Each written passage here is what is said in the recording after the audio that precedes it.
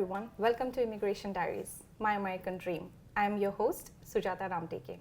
We are bringing to you stories of immigrants from varied backgrounds from Hingham, Massachusetts, and we hope to shed some light on the challenges and the triumphs experienced by these immigrants in America. And today we have with us Womba Nawa. Hi. Hello, Womba. How are you doing? I'm good. How are you? Welcome to the show. Thank you so much. I'm doing great. Thank you. Womba, tell us something about yourself, like where are you from and what you currently do. Okay, so I'm from Zambia.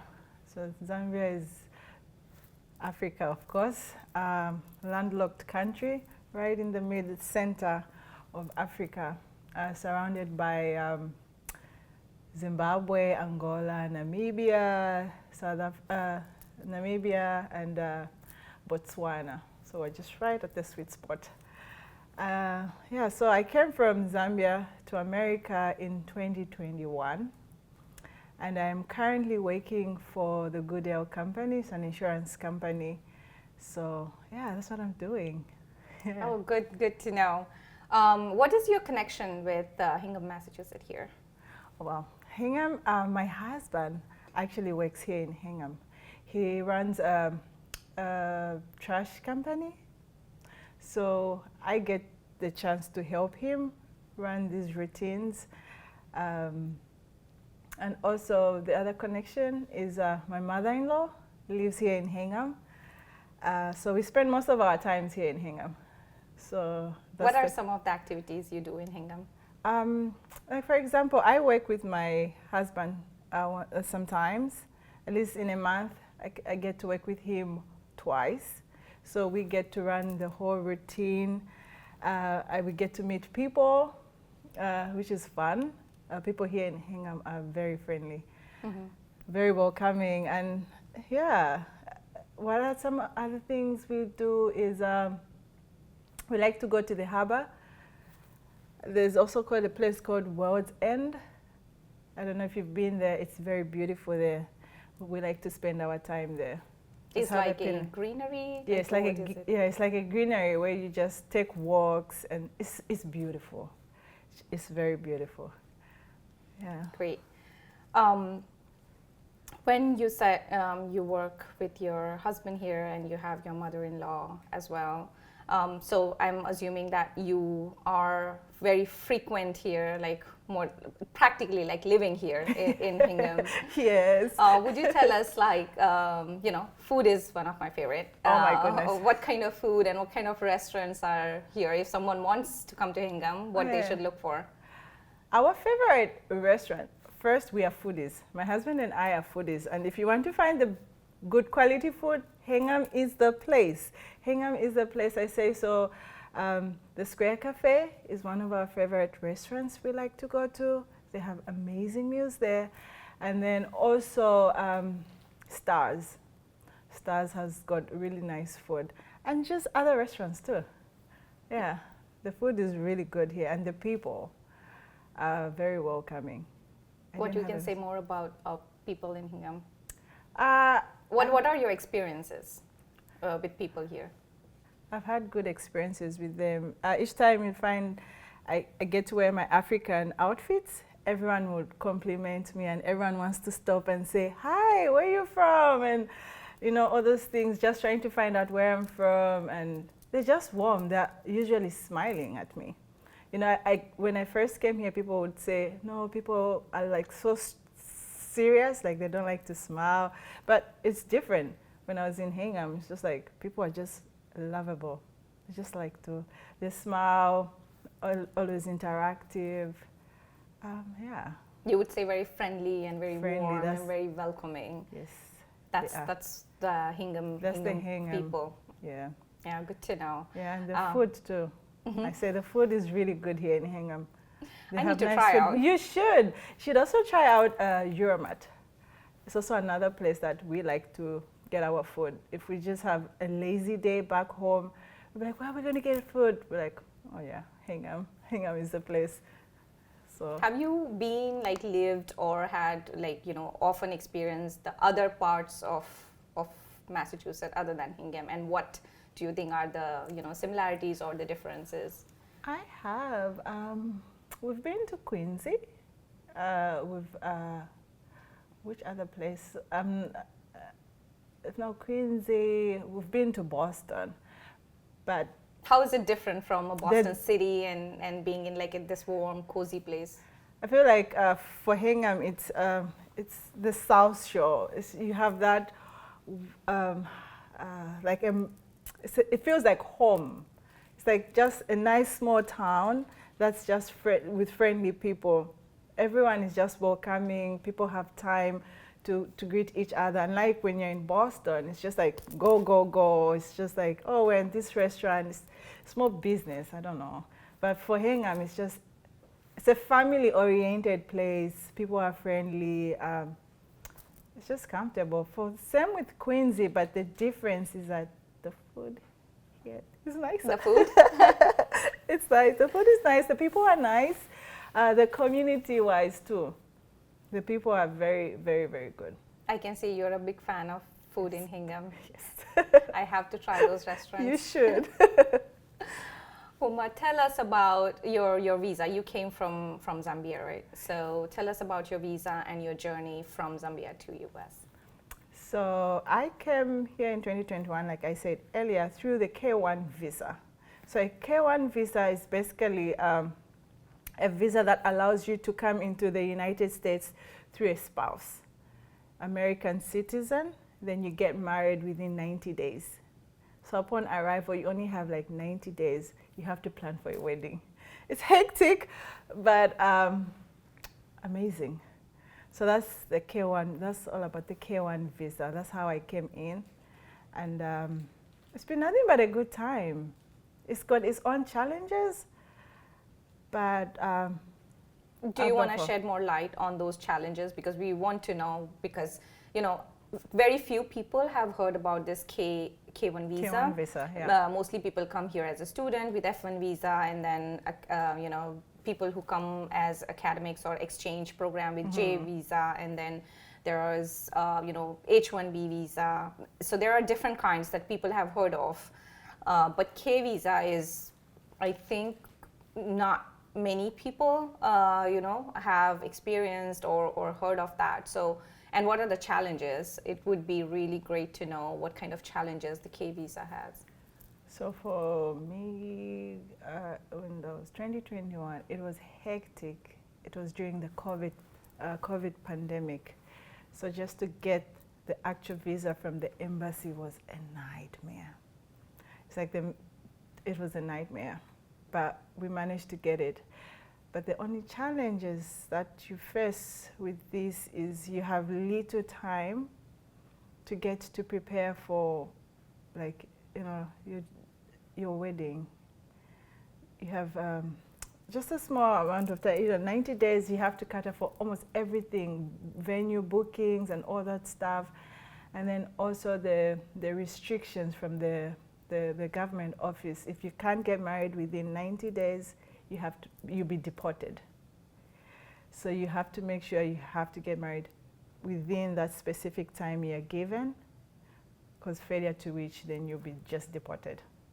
And let's go back a little bit. So when you apply for K1 visa, you get within like, after your application, you get in like in few months, right? So when you apply, yes, you do get it in few months. For me, it took long. I think it took like a year plus just to get that visa. Because of COVID? Because of COVID, and also because it's so hard to get a visa to come to America. It's not easy. You have to go through all these scrutinies, like interviews, several interviews just before they can give you that actual visa. So it's a lot of work. It's a lot of work. They don't make it easy. But once you get it, it's good. But it still has its own restrictions. So I got once I got the visa, I got married, then I had to apply for a green card. So my green card was only valid for 2 years.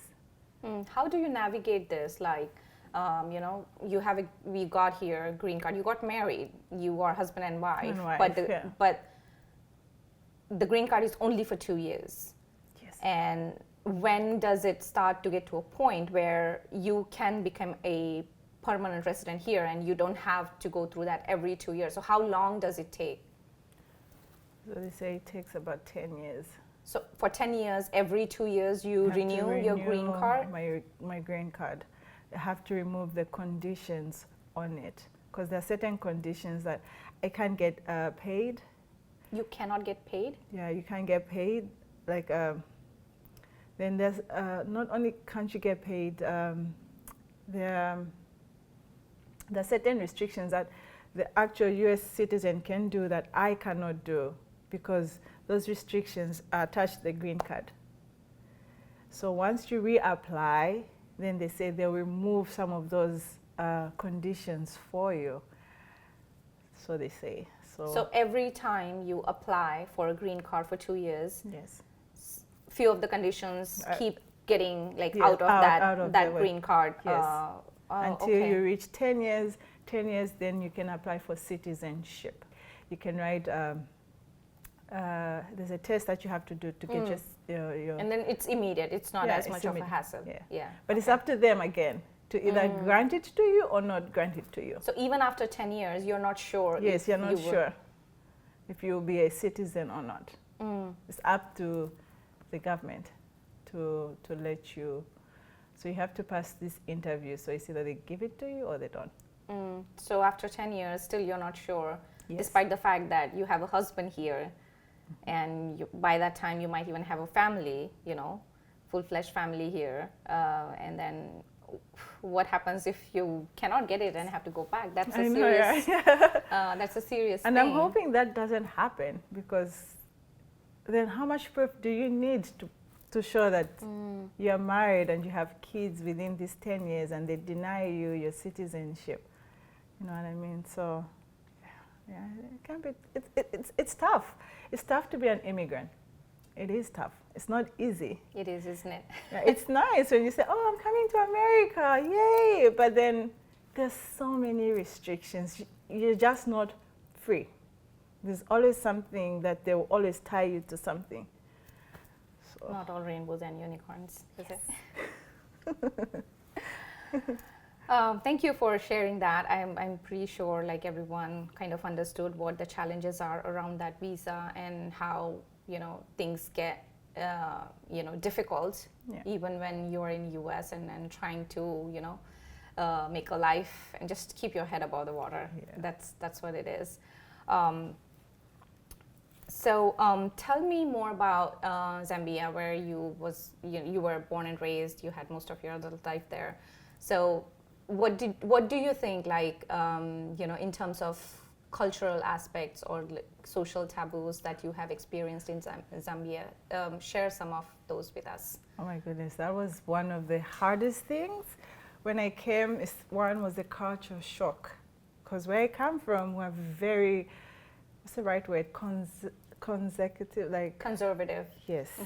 So when I came here, everyone is free. People are allowed to speak their minds. People are allowed to say anything.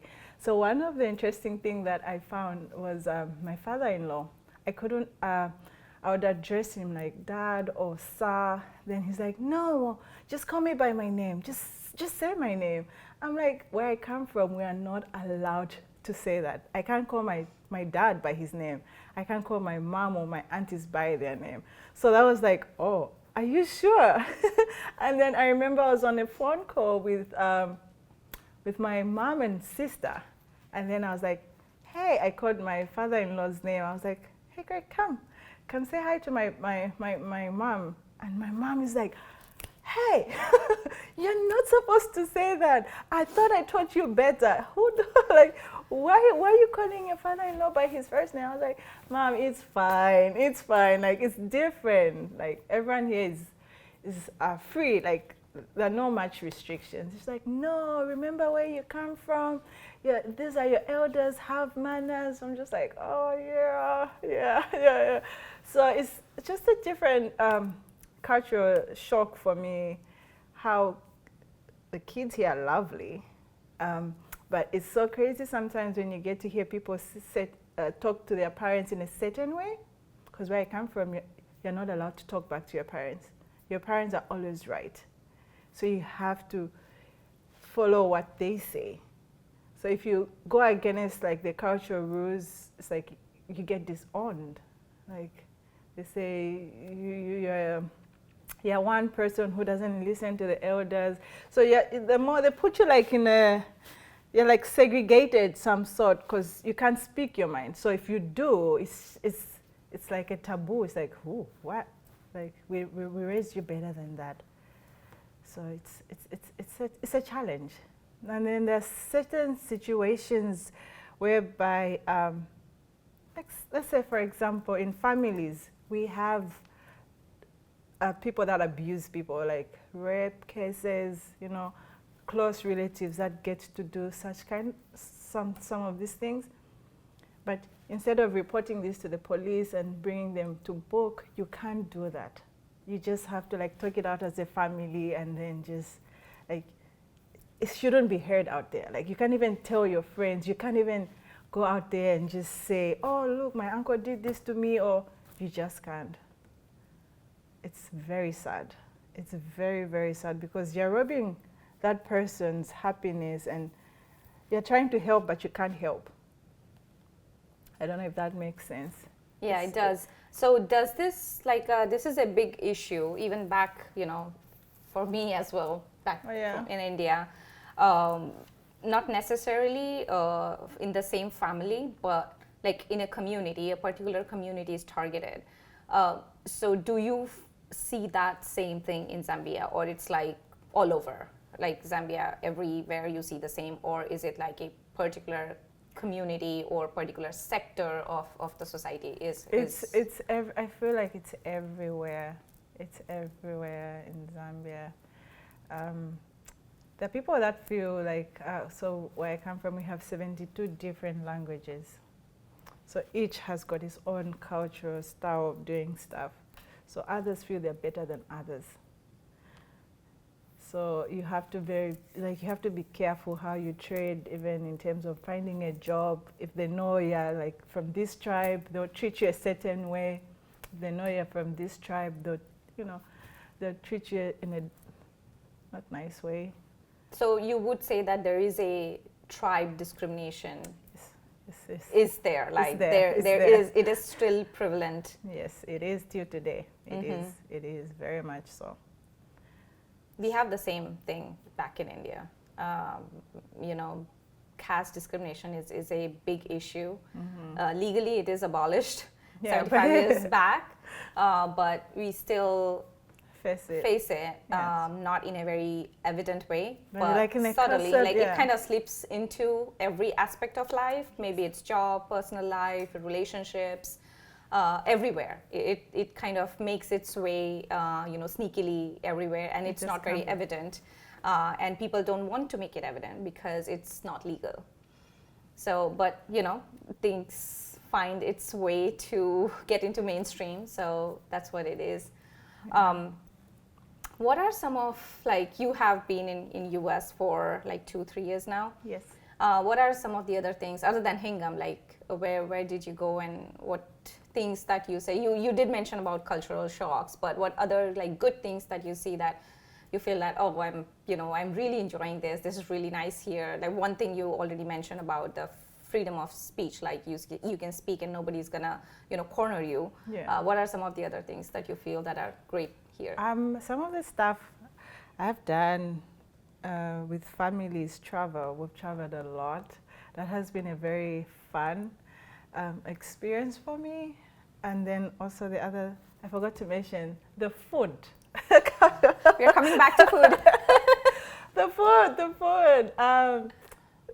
Where I come from, we get to eat, certain portions of food. But when I got to America, most of the food here is big, like big portions. You have juice, sodas, big portions, and all that stuff. So the food, also traveling around to like different places, like when I went to California, the food was amazing. I could taste the difference in terms of the region.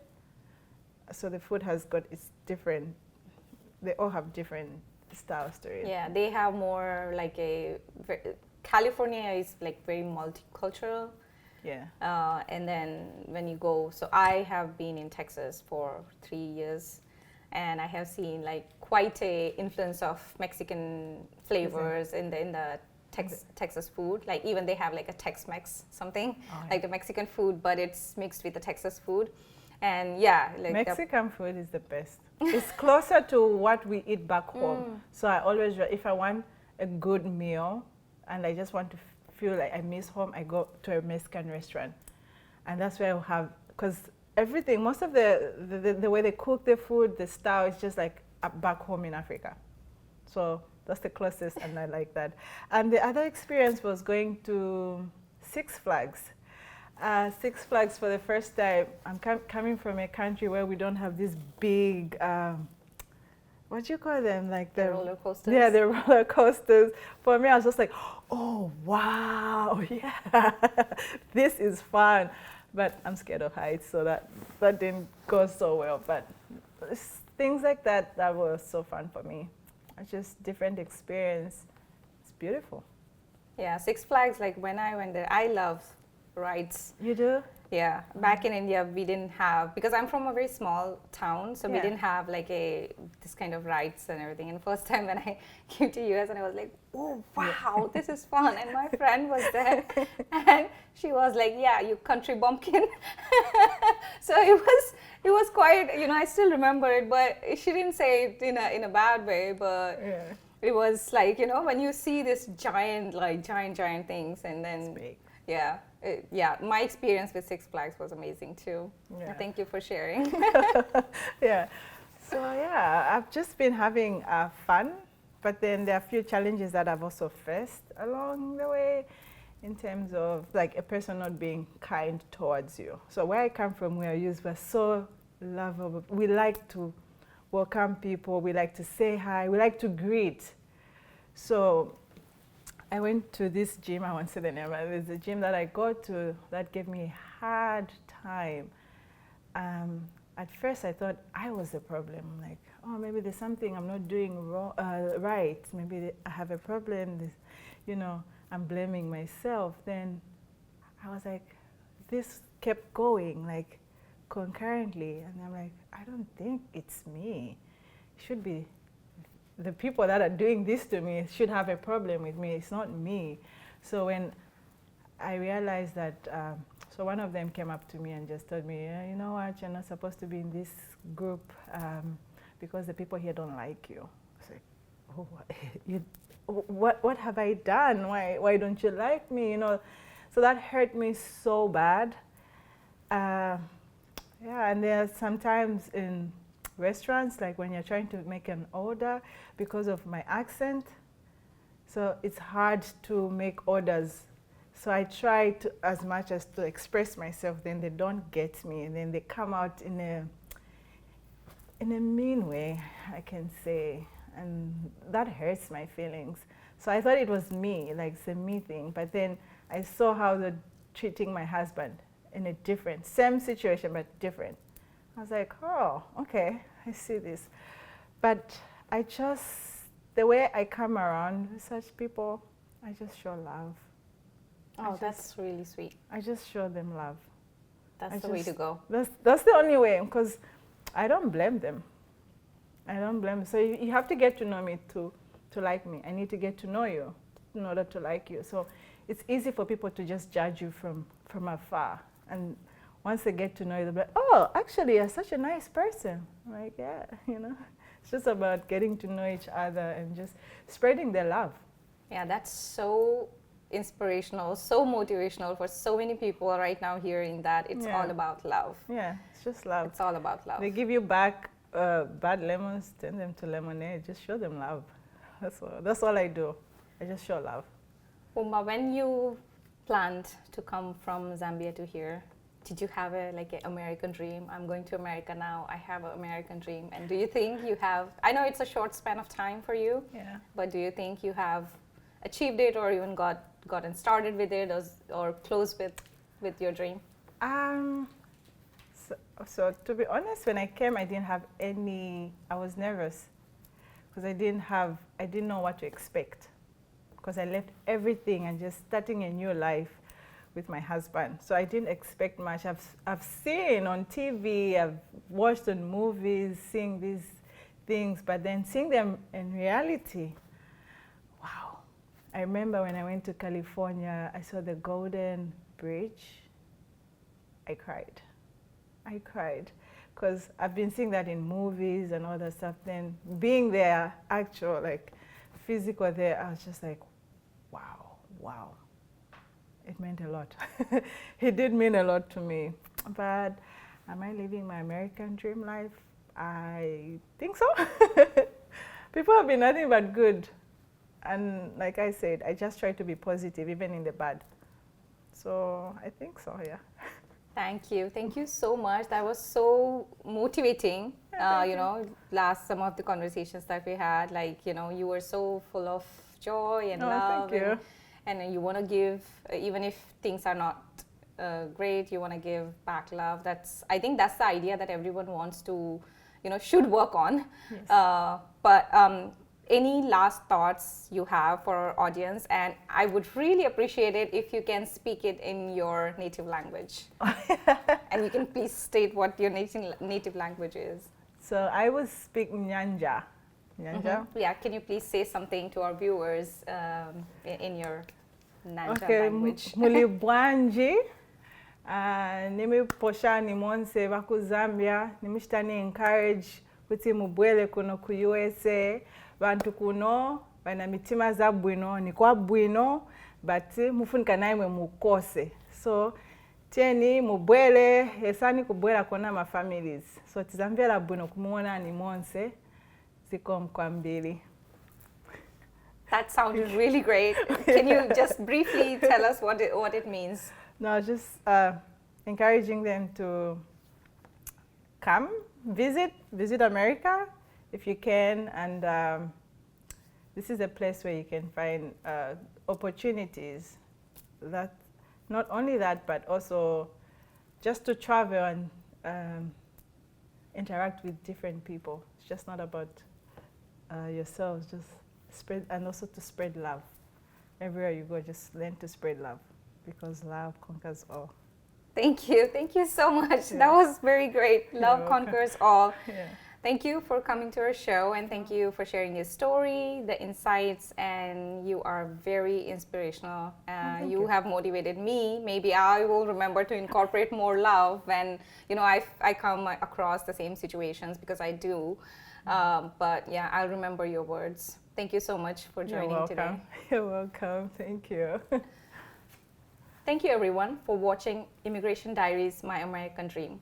I'm your host, Sujata Ramteke. I'll see you next time.